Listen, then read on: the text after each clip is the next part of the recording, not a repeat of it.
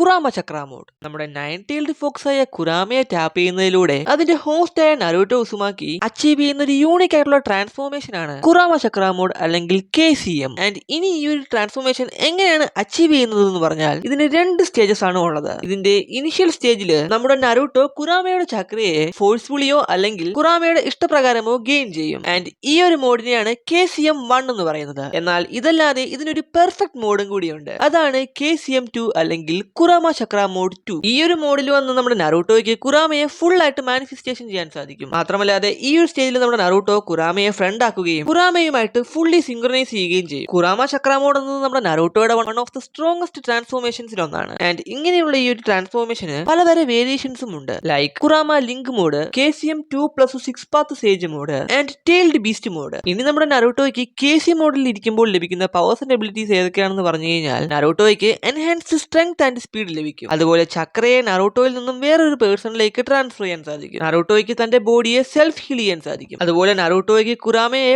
പാർഷ്യലായിട്ട് manifest ചെയ്യാനും സാധിക്കും. Like നരൂട്ടോയ്ക്ക് ഇവിടെ കുറാമയുടെ ഹെഡും ടെയിലും എല്ലാം കൊണ്ടുവരുവാൻ സാധിക്കും. ആൻഡ് നരൂട്ടോയ്ക്ക് ഇവിടെ ഓവർവെൽമിംഗ് ആയിട്ടുള്ള പവേഴ്സും ലഭിക്കും. ലൈക്ക് മൾട്ടിപ്പിൾ ആയിട്ടുള്ള ടെയിൽഡ് ബീസ്റ്റിനെ ഒറ്റയടിക്ക് തോൽപ്പിക്കുവാൻ സാധിക്കും.